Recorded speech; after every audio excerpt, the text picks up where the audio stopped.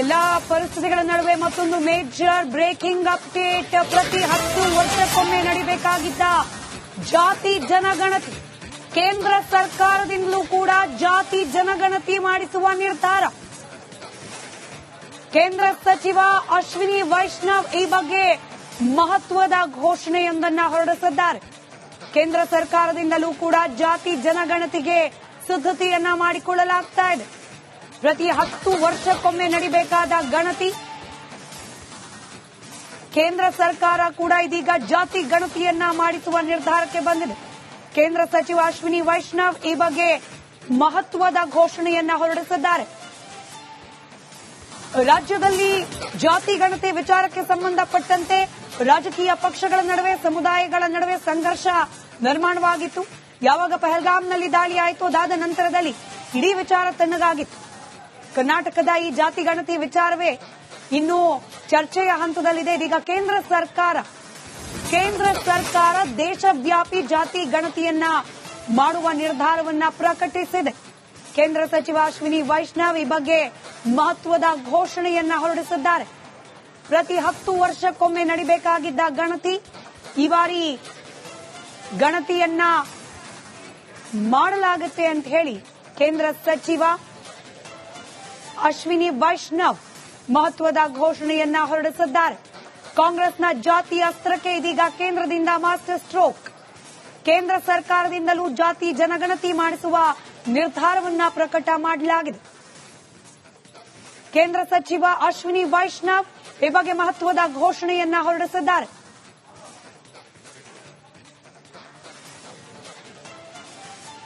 Map पे देखेंगे आपको पिंक कलर का जो एग्जिस्टिंग हाईवे दिख रहा है, ये हाईवे और कंपेयर करिए अब आप ब्राउन एंड रेड. यहाँ पे अगर आप कंपैरिजन करेंगे ब्राउन और रेड, ये red colour is from Shillong to Silchar. This will be the new highway which will basically provide a major connectivity to Tripura, Manipur and Mizoram, and this will become a major corridor for Northeast. 22,864 crore rupees का ये project है. बहुत बड़ा project है. This project will be constructed under, और ये सुनिश्चित करते हुए कि हमारा सामाजिक ताना बाना राजनीति के दबाव में न आए. जातियों की गणना एक सर्वे के स्थान पर मूल जनगणना में ही सम्मिलित होनी चाहिए.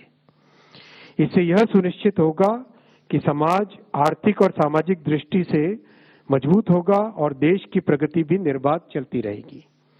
आज दिनांक 30/4/2025 के दिन अपडेट्स अನ್ನು ಮುಂದೆ ಇಡ್ತಾ ಹೋಗ್ತೀವಿ.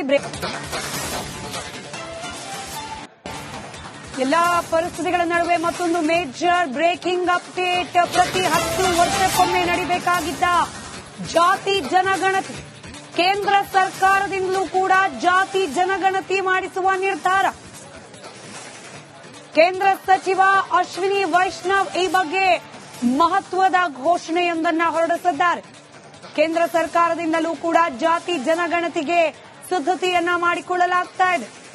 ಪ್ರತಿ 10 ವರ್ಷಕ್ಕೊಮ್ಮೆ ನಡೆಯಬೇಕಾದ ಗಣತಿ, ಕೇಂದ್ರ ಸರ್ಕಾರ ಕೂಡ ಇದೀಗ ಜಾತಿ ಗಣತಿಯನ್ನ ಮಾಡಿಸುವ ನಿರ್ಧಾರಕ್ಕೆ ಬಂದಿದೆ.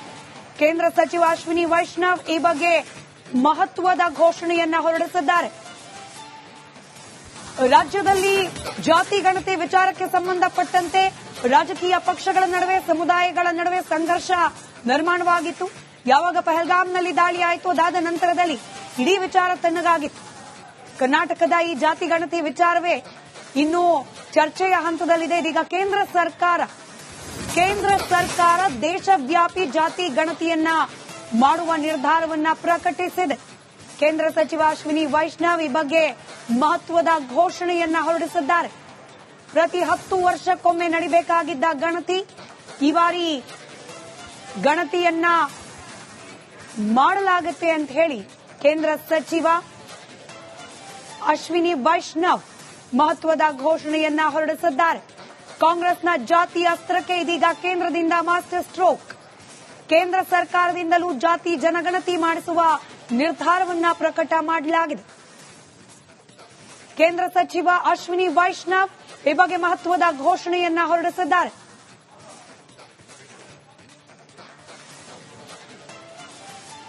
मैप पे देखेंगे आपको पिंक कलर का जो एग्जिस्टिंग हाईवे दिख रहा है, ये हाईवे और कंपेयर करिए अब आप ब्राउन एंड रेड. यहाँ पे अगर आप कंपैरिजन करेंगे ब्राउन और रेड, ये red colour is from Shillong to Silchar. This will be the new highway which will basically provide a major connectivity to Tripura, Manipur and Mizoram, and this will become a major corridor for Northeast.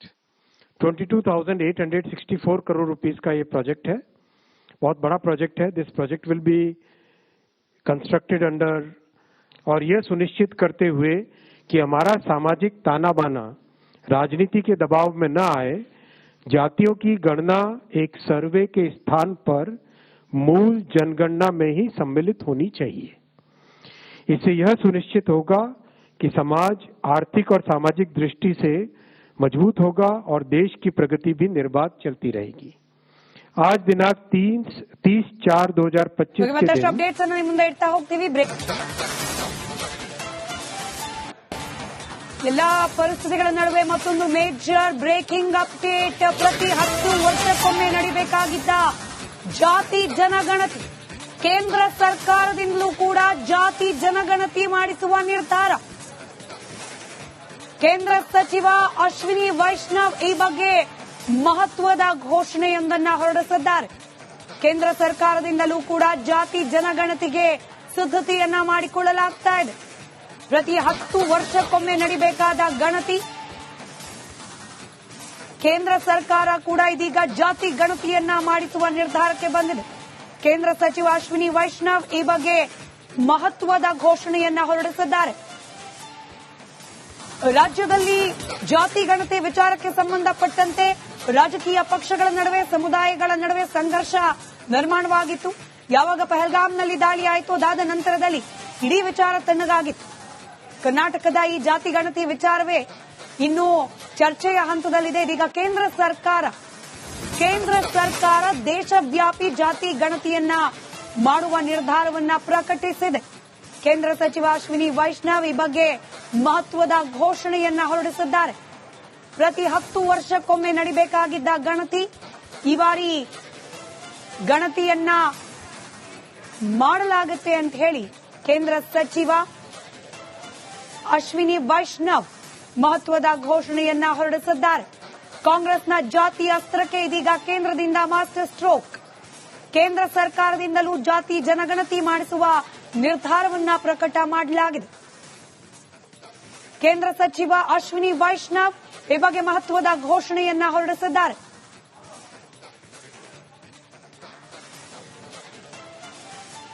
Map पे देखेंगे आपको pink colour का जो existing